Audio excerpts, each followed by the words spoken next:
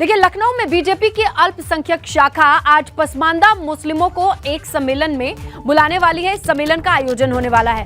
कार्यक्रम को पसमानदा बुद्धिजीवी सम्मेलन का नाम दिया गया है। उत्तर प्रदेश के उप मुख्यमंत्री ब्रजेश पाठक इस सम्मेलन में मुख्य अतिथि के तौर पर शामिल होंगे। कई मंत्रियों के शामिल होने की खबर मिल रही है। पसमानदा मुस्लिम समुदाय से जुड़े तमाम लोगों को आमंत्रित किया गया है। बुद्धिजीवी सम्मेलन इसे नाम दिया गया है, पसमानदा बुद्धिजीवी सम्मेलन। लखनऊ में इसका आयोजन होने वाला है। बड़े पैमाने पर इसे जोड़ करके देखा जा रहा है कि एक अल्पसंख्यक समुदाय को साधने की यह कोशिश है। डिप्टी सीएम ब्रजेश पाठक मुख्य अतिथि के तौर पर मौजूद रहेंगे इस सम्मेलन में। इसके अलावा कई और मंत्रियों के शामिल होने की खबर मिल रही है। तो बड़े पैमाने पर यह सम्मेलन होने वाला है। नाम दिया गया है पसमानदा बुद्धिजीवी सम्मेलन। तो अल्पसंख्यक समाज में मुस्लिमों को, खासकर पसमानदा मुस्लिमों को साधने के लिए यह बड़ी तैयारी बीजेपी की।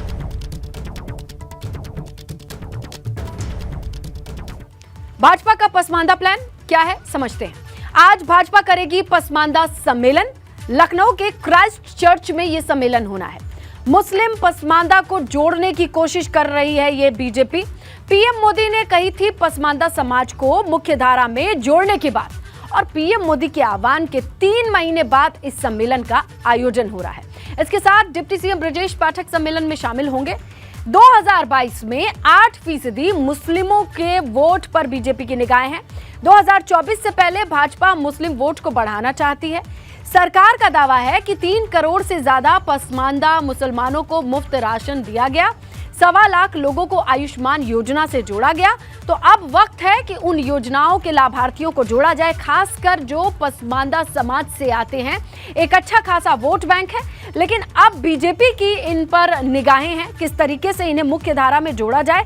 साथ ही जो तमाम योजनाओं का लाभ मिला है उसे भी देखा जाए किस तरीके से वोट बैंक में कन्वर्ट किया जा सकता है या नहीं। तो बीजेपी का मिशन पसमानदा क्या है, ये भी और डिटेल है इसकी। कहती है कि पसमानदा मुसलमानों का समर्थन हासिल करने का ये पुराना एजेंडा है, ये कोई नया एजेंडा नहीं है। 2009 से बीजेपी की पिछड़े मुसलमानों पर नजर रही है और धीरे धीरे मुसलमानों के बीच पैठ बनाने की रणनीति बनती नजर आ रही है। देखिए, 2017 में पीएम ने भुवनेश्वर में एक रैली में इस बात का जिक्र किया था। पूरे देश में भाजपा अल्पसंख्यक मोर्चे का संगठन हुआ है। बूथ की रणनीति में भी खास अहमियत देखी जा रही है।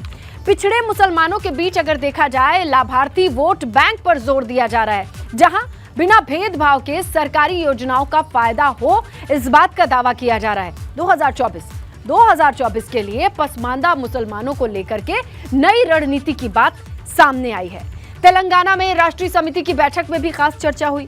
पीएम मोदी ने इस बैठक में पसमानदा मुस्लिम का खास तौर पे जिक्र किया था और सभी राज्यों की भाजपा इकाई को संपर्क बढ़ाने के निर्देश दिए थे। और देखिए, उसका असर यह है कि चित्रकूट में सीएम योगी ने भी इसी बात का जिक्र किया। कार्यकर्ता अब खुद पहुंच रहे हैं पसमानदा मुस्लिम परिवारों तक, ताकि उनसे बातचीत की जा सके। तो ये तो पूरी रूपरेखा है, जो अच्छा खासा बैकग्राउंड है वो हमने आपके सामने रख दिया। डिटेल्स ये हैं कि किस तरीके से पसमानदा मुस्लिम समाज को मुख्यधारा से जोड़ा जाए और वो कहीं ना कहीं वोट बैंक से भी जुड़ते चले जाएं। अच्छा सवाल यह है कि पसमानदा मुसलमान है कौन, इनका जिक्र क्यों आ रहा है, यह भी हम आपको बताएंगे थोड़ी ही देर में। और इससे पहले आज इस बैठक को लेकर के, सम्मेलन को लेकर के क्या चल रहा है, ये हम समझते हैं हमारे सहयोगी अनुभव से, जो कि ग्राउंड पर मौजूद है। तो अनुभव, जिस तरीके से हमने एक डिटेल दी है कि ये आज का एजेंडा नहीं है, बल्कि ये पुराने जो एजेंडे की जड़ें थी वो अब एक पौधे के रूप में दिखाई दे रही हैं, जिसकी बानगी आज की ये सम्मेलन को हम कह सकते हैं। किस तरीके की तैयारी है, किस तरीके की जानकारी है आपके पास अनुभव?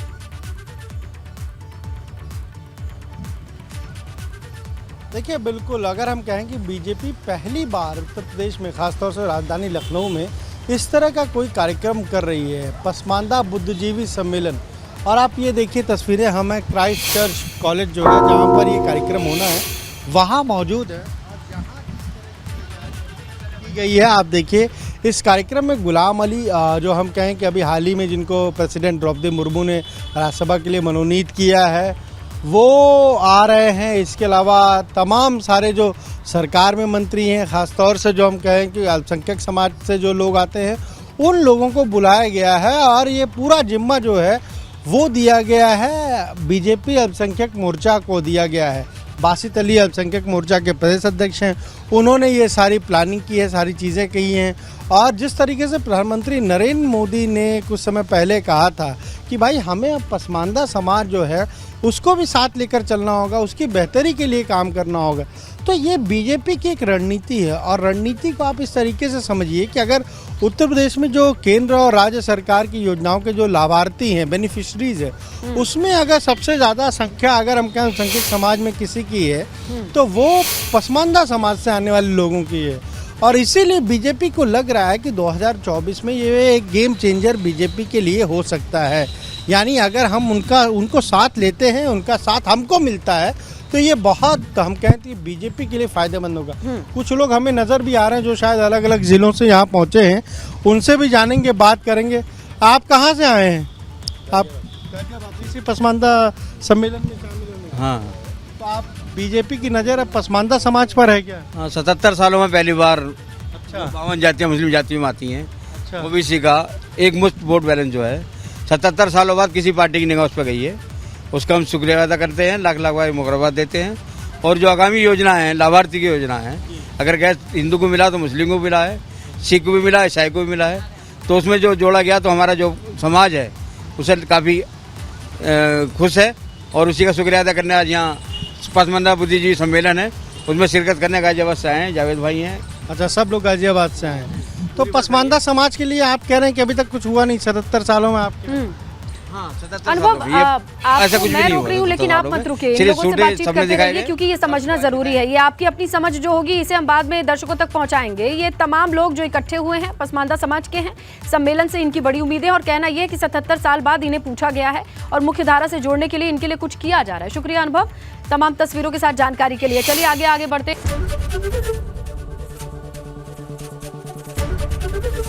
एबीपी गंगा, खबर आपकी, जुबान आपकी।